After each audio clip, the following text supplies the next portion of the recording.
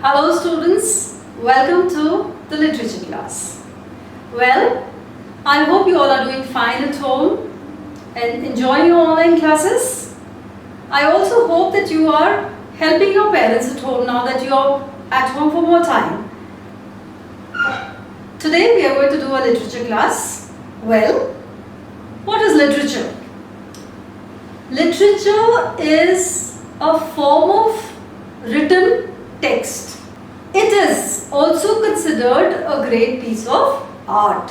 Yes, you got it right, art. Like any other work of art, be it clay molding, painting, sculpting, stitching, knitting, graphic designing, dress designing. Well, literature is also a piece of art because like any other artist, a literature writer, is also an artist. He has undergone a lot of emotions, moods and his various experiences which he pours forth into his piece of literature. Now literature has various forms. It could be poetry, drama, fiction, non-fiction, stories, letters, articles, essays and so many more. Now talking of ICSE literature. Now poetry, children, is a very expressive form of literature. In fact, it is the most expressive form of literature.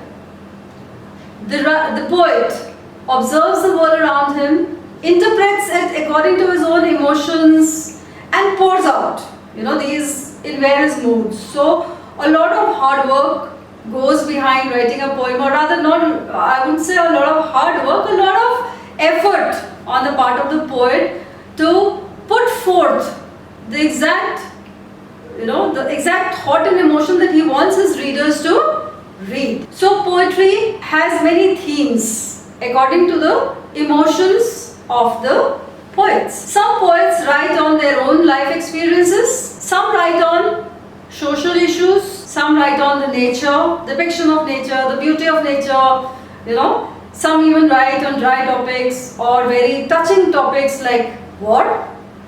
Let's have a look at the two books that we are going to do. One is The Merchant of Venice, a play by Shakespeare. The other book is Treasure Trove, which is a collection of poems and stories. We have in all 10 poems and 10 stories. So, this is the syllabus for classes 9 and 10. However, in some schools, the syllabus gets started also in class 8. So, let's say 25% of the syllabus is covered in class 8, 50% in class 9 and the entire 100% in class 10. We shall start with section B, that is poetry.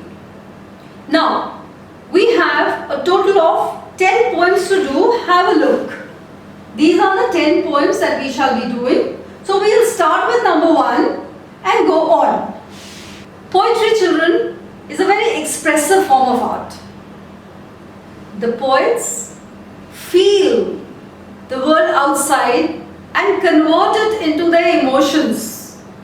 They undergo various emotions and then bring out the words, the phrases, the use of various techniques to make the reader understand what exactly is going on inside their own hearts. So it's a very expressive form of art. At the same time, not many readers perhaps enjoy poetry because they fail to get a connection with the poet. Many times they are put off with the use of high, devices or phrases or the odd vocabulary.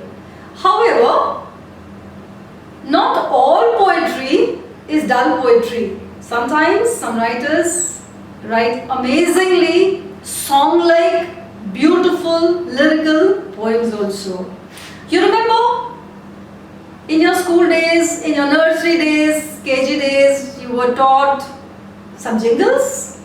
1, 2, buckle my shoe. 3, 4, shut the door. Ding dong bell, pussing the well. and so many more, right? Now, why do we still remember them? They have such a song-like appeal, such beautiful rhyme, okay, such beautiful use of words. So, once we get to know how to read a poem, how to understand a poem, we shall enjoy, in fact, all the poems that we shall do in our syllabus. The first poem that we are going to do is The Heart of the Tree. The Heart of the Tree. Look at the title. The poet takes a tree and gives it life. It becomes the heart of the tree.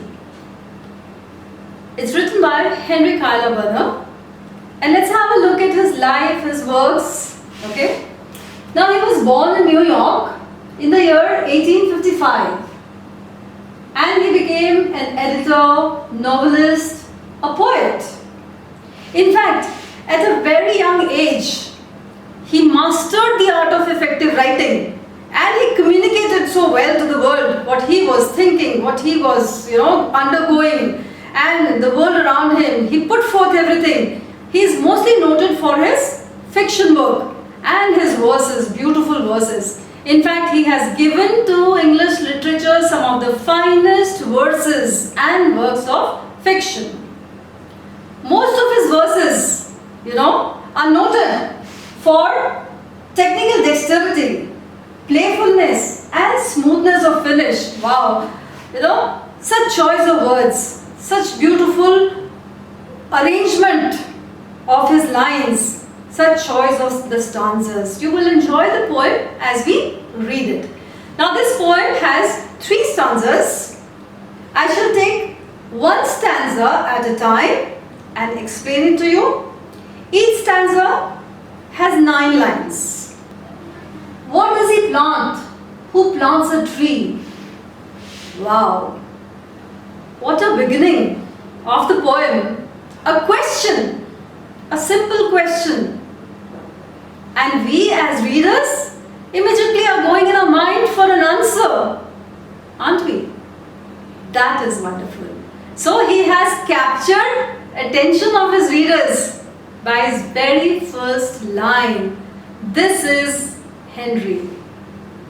Okay.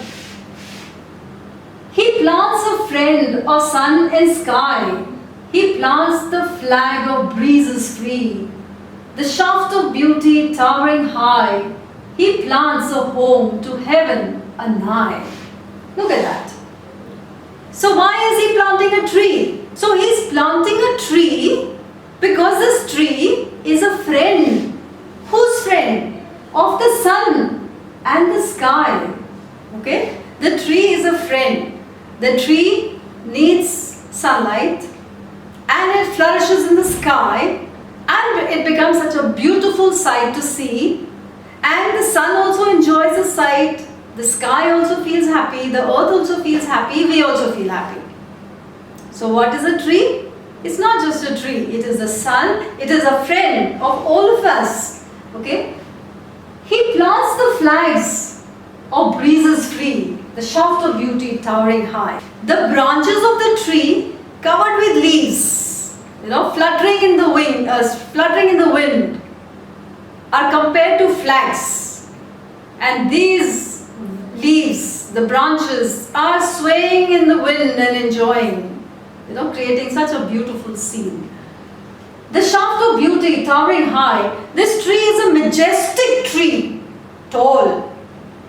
Okay, it's a majestic tree, tall, and it is reaching up the sky. That is what he is saying, that it's a tree that reaches high above in the sky. He plants a home to heaven anigh. Heaven is a term used for the sky. Anigh means near. Now if you notice, there are some word meanings given at the bottom. These meanings will help you to solve questions, because at the end of the day we are preparing you to solve questions. For song and mother croon of bird in hushed and happy twilight heard, the treble of heaven's harmony, these things he plants. Who plants a tree? So the tree magnifies in its, uses, its utility, its grandeur. So what is a tree here? It is a home near the heaven, very high in the sky. And here on this tree, on the branches of the tree, come the birds, make their shelters, their nests. They have their babies. And the mother bird croons lullabies to the baby birds. Some music is created by the birds at the time of the sunset.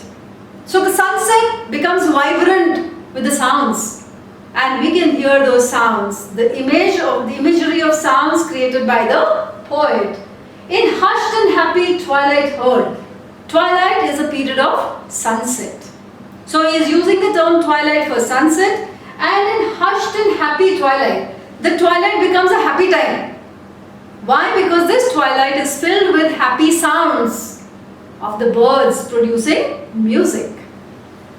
The treble of heaven's harmony, the entire heaven or the sky becomes alive with the sound of the birds. The treble is a musical note, a high-pitched musical note.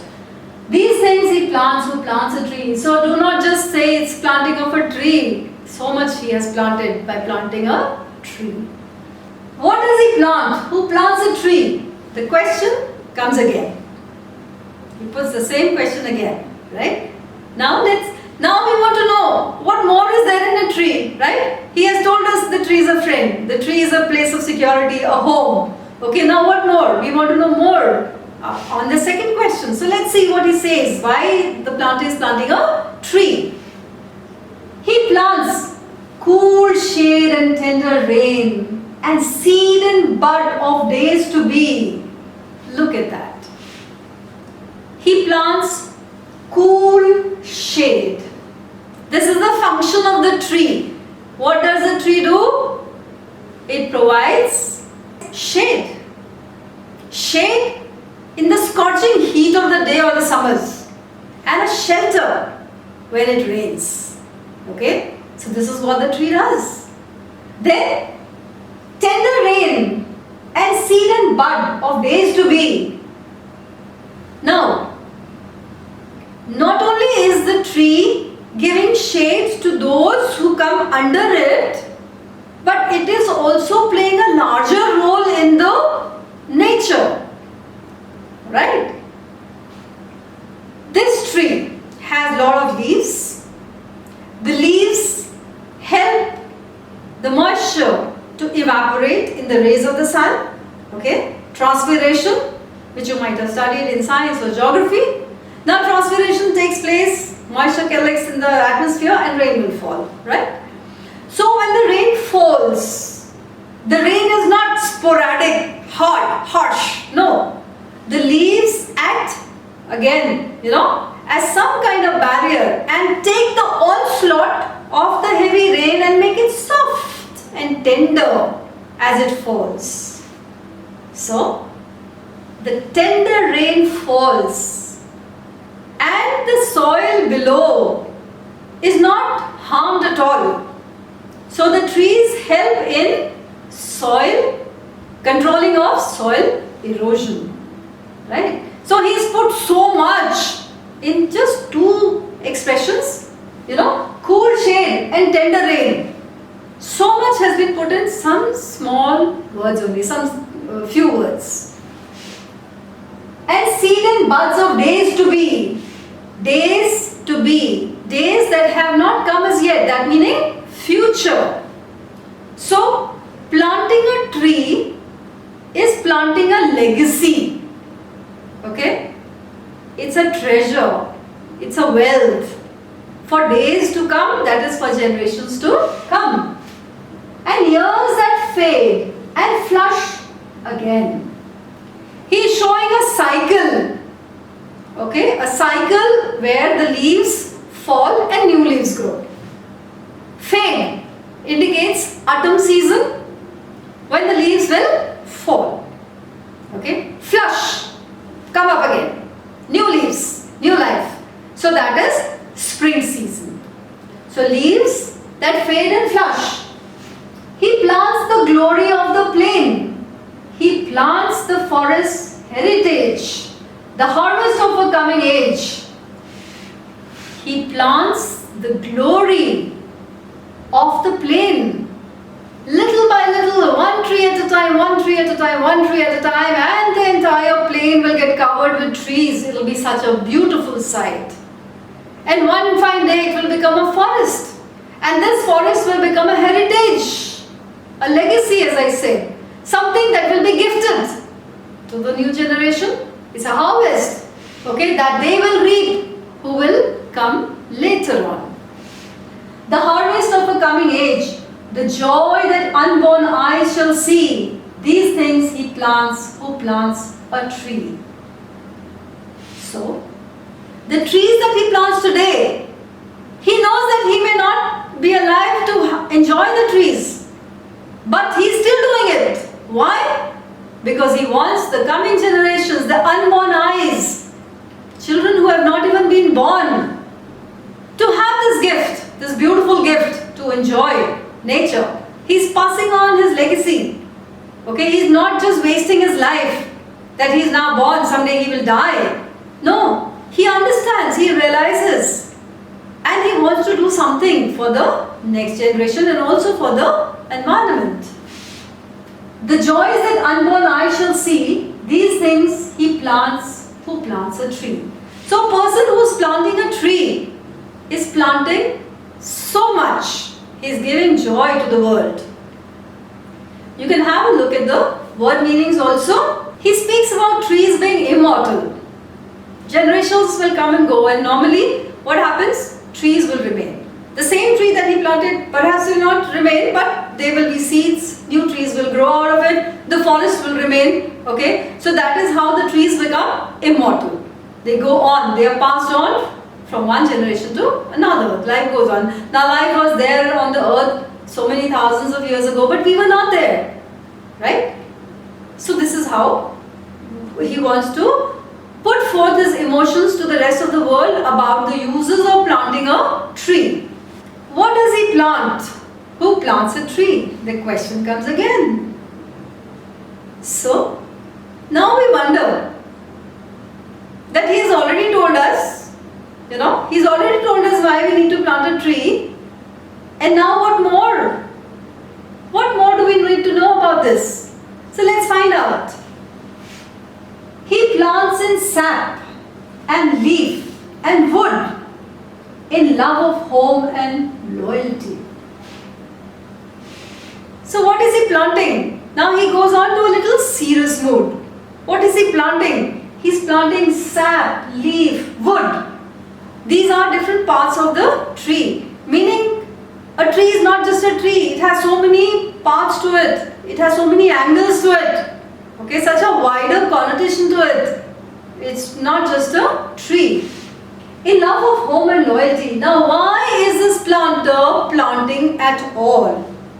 He loves his home and he is loyal. Now what is home? The moment we say home, we remember our home. Yes, that's home. But the home is also this entire world, the planet. Now this is the love for planet Earth that makes him plant a tree. Okay? And his loyalty. Loyalty to whom? To the government? To his country? Perhaps no. He is talking of his loyalty to this planet where he has been born. Loyalty to mankind. Loyalty to life. And a loyalty to say that yes, I am a good citizen and I would want to remain good and follow good and give good. Okay? And far cast thought of civic good, his blessings on the neighborhood. He has a far cast. Now, the speed of the poem becomes a little slow, as if the poet, is in giving the answer is trying to include more and more things about planting the tree. So this planting of tree has a far thought, not of today, not of present, but maybe of many years from now. Okay, long years from now, when other generations will be born. And it is his thought of doing good, good, the civic sense, the civic duty of a citizen. His blessings on the neighborhood, his blessings. He wants to give his blessings to the land around him, the land where he is born, the land to whom he is indebted in his life. So he wants to return something to this land. Who in the hollow of his hand holds all the growth of a land? Hollow of his hand, his. The H is in capital letter. This means God, the Almighty, the Creator. The Creator Almighty holds the world in his hands. Similarly, the person who's planting a tree also becomes a co-creator. Why? Because God has blessed him to become his agent. And being his agent, he has the power of what God does? The creation. So God made him a co-creator.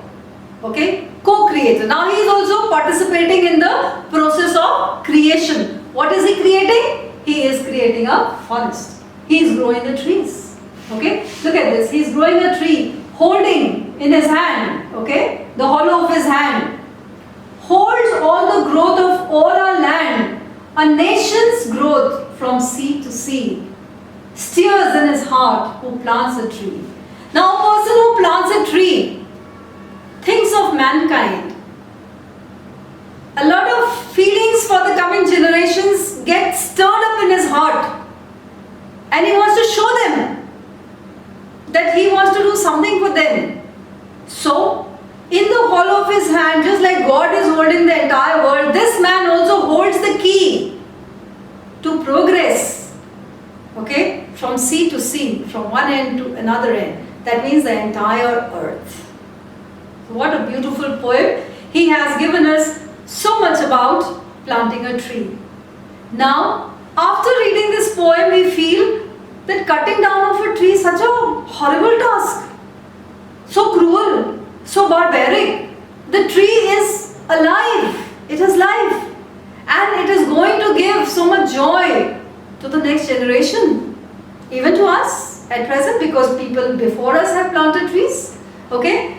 So, let's understand the thought process of the poet and perhaps, tell ourselves that yes, even if we can't plant trees, we should at least not cut trees. Now we come to the understanding of the poem. We have read it once and I have explained it to you. But when we are answering questions, again you might get stuck. Because there will be some questions where you feel that you don't know the answer. Okay? So we will cover up that for you. Here are the themes of the poem. The themes, as I said, that whatever is the subject that the poet discusses in the poem becomes the theme. Now this poem looks very simple. Planting of a tree. Okay, the heart of a tree. But perhaps it has a lot of themes that we can derive out of it, that we can understand. It looks a simple poem, the heart of a tree. Okay? But when we are going to analyze it, we shall find that it has a lot of themes. Let us see. Ecological conservation, love and respect, responsibility toward future, human beings as co-creators, importance of trees, civic duties, responsibility for future generations. So planting a tree, by planting a tree we are saving the environment. We are going to give a gift to the next generation. We are fulfilling our duties as responsible people, as responsible citizens. We are showing our love and great respect for nature and planet Earth. Okay, so many themes attached to this poem. Now comes the form and structure.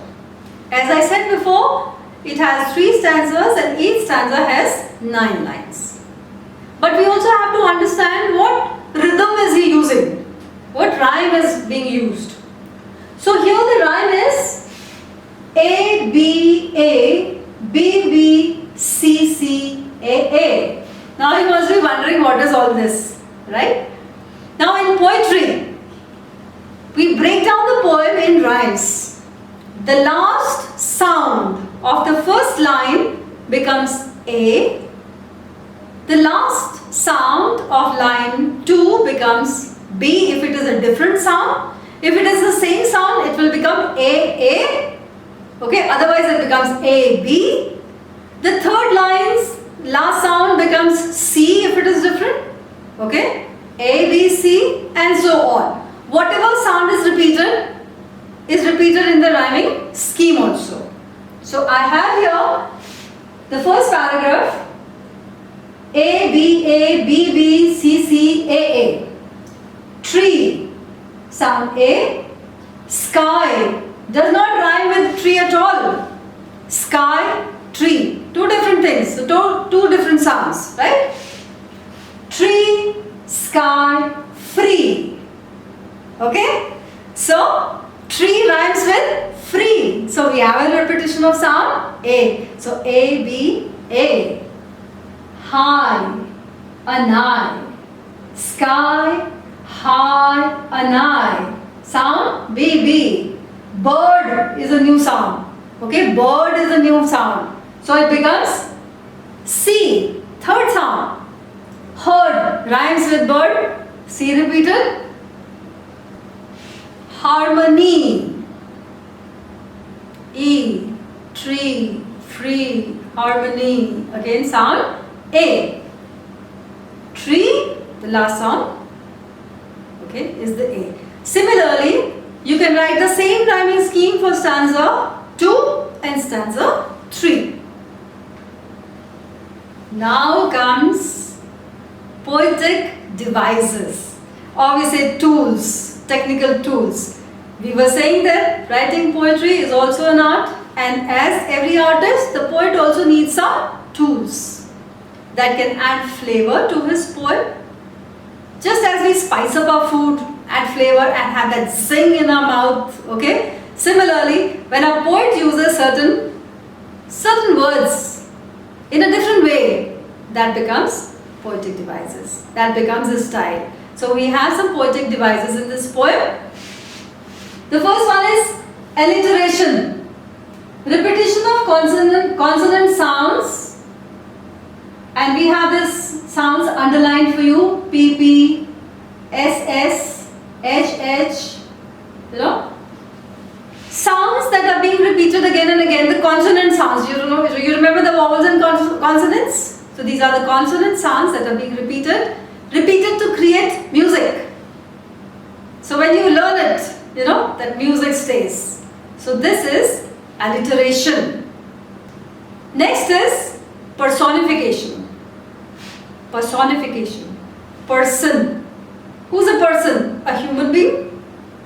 Now we never spoke of any human being in the poem, right? Personification is a technique where the poet speaks of a non-human, maybe a thing, okay, maybe a living being other than human, as a human person, and gives him the quality of being human. So very title of the poem, The Heart of a Tree. Personification, because a tree has a heart. Till today we never thought the tree could have a heart and emotions just like as we do. But the tree has a heart. And the poet also speaks of the tree as a friend. Okay? So it's personification of the tree. The tree has qualities like the human beings. Next is metaphor. Metaphor is a comparison. A way of comparing one thing with the other thing. Now here he is talking of the flag of breezes free. There is no flag, but he is speaking of a flag. So this flag is actually the branches filled with leaves. So the tree branches are compared to the flag, and this flag is fluttering in the breeze, freely, happily. The shaft of beauty towering high. Again, the structure of the tree is compared to a high tower. Okay, a high tower which is so majestic, standing high in the sky. Similarly, the tree, like a tower, stands high in the sky. Next is circumlocution. Big word, right? Circumlocution. Circumference. Immediately that comes to our mind. Circumference, something that is round. So a roundabout way of saying something. So let's see, what has he said? Days to be. Days which are not yet here. Future. So instead of just saying future days, future generation, he says days to be. Unborn eyes. Instead of saying children of the future or those who will be born later, he uses a short term, beautiful term, unborn eyes. So circumlocution. Next, metonymy.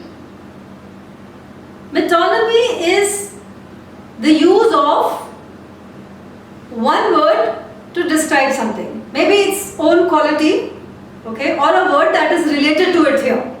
Something that is related to this, a word, and it describes this word. That is metonymy.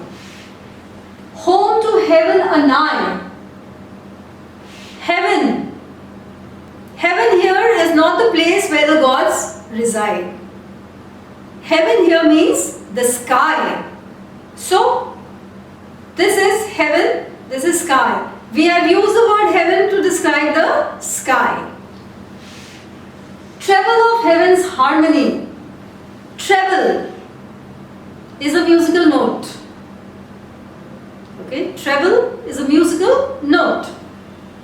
See the joy that unborn eyes shall see. The word unborn is used for children who will be born. That is what he means here. Unborn eyes, children who are not born yet, future generation. Seeds and buds. Seeds and buds are for the various parts of the tree. Cool shade, tender rain. Instead of saying it provides shade in the heat of summers, or it protects from the rain, or it causes the rain to slow down, he uses this short terms. So this is metonymy. We have the next one, synecdoche. Here, though it is like metonymy, here we are using a part of it. Here we were using a different word to describe this. Now we have this whole thing. Out of this whole thing we just pick up one point and we mean the whole. Right? This becomes synecdoche. So we use a part to describe the whole. He plants in sap and leaf and wood. Sap, the whole tree. Leaf, the whole tree. Wood, the whole tree. So instead of just saying he plants a tree, he is breaking it and trying to make us understand that there are so many things involved. Okay? Unborn eyes. Eyes. Whose eyes? All those children who are not born yet. So the eyes are indicative of the full grown children or the full body of the children. So he is only using the eyes. So this is synecdoche. Transferred epithet, an adjective that takes the quality of one noun and gives it to another. The quality of one being transferred to another. Okay. In hushed and happy twilight heard. Hushed and happy twilight. Twilight is sunset. Now how can the sunset have emotions? Okay. How can it be hushed and happy? Well, it is the happiness of the birds or the people who who are living around the tree, and at the time of sunset, when everybody is returning to their homes, they become happy, and there are so many sounds being spoken of, so many chirping of the birds going on, crooning of the mother birds going on, where they sing lullabies for their baby birds, so much of happy sound coming. So that twilight period comes alive with the sound of happiness. So the happiness in the words hushed and happy is transferred to the word twilight. The twilight itself cannot be happy. Polysyndeton. Another difficult term, polysyndeton. It is a repetition of conjunctions instead of using commas. He plants in saps and leaf and wood. Repetition of conjunctions. We have learned conjunctions in language. And, but, so, because, for.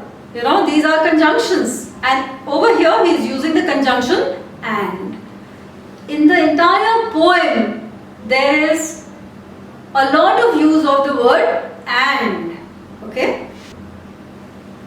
An adjective or phrase that expresses a quality or attribute regarded as characteristics of the person or thing mentioned.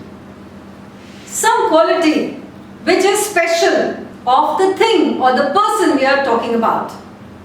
Here we are talking about the tree. What is the specific or the special quality of the tree? It is glory of the plain.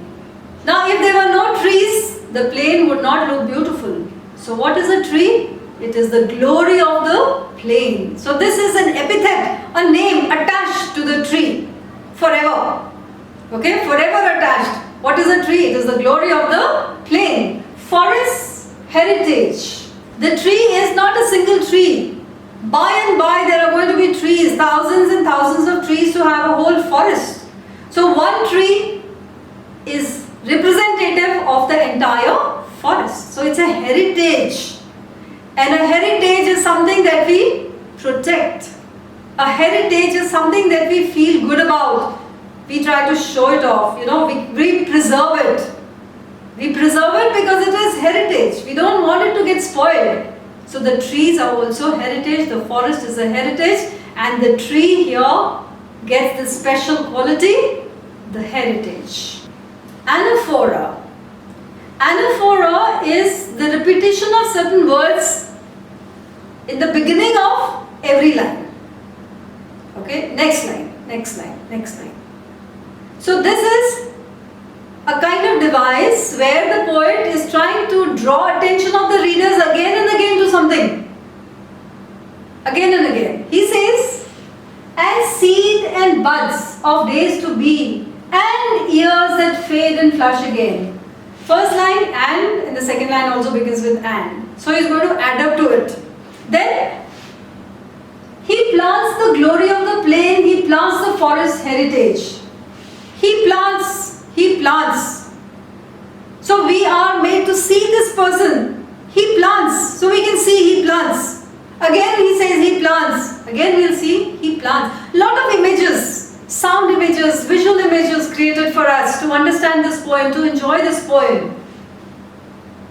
Next comes hypophora. Hypophora is the technique of presenting a question. Okay? And the readers get engaged in the answer in their minds, and they want to know what would be the answer. Okay? Then if this technique is repeated in the poem again and again, it becomes a refrain. Over here we have this refrain. What does he plant? Who plants a tree? So here this is a repetition. In this poem he makes use of this refrain. What does he plant? Who plants a tree? At the beginning of every stanza. So this becomes a refrain. Okay? And this is hypophora. So these are the various techniques which the poet has used in this poem. Now that I have told you what is alliteration, what is hypophora, okay, what is metonymy, fine. So this means that learning one poem, you have now learned some poetic devices which you can employ to other poems also. When you will be doing some more poems, or when you read something out of your textbook also, then you know, oh, this is what was told. Okay, this is this, right? Like it, subscribe it, and press the bell icon. You can also share with your friends. Thank you.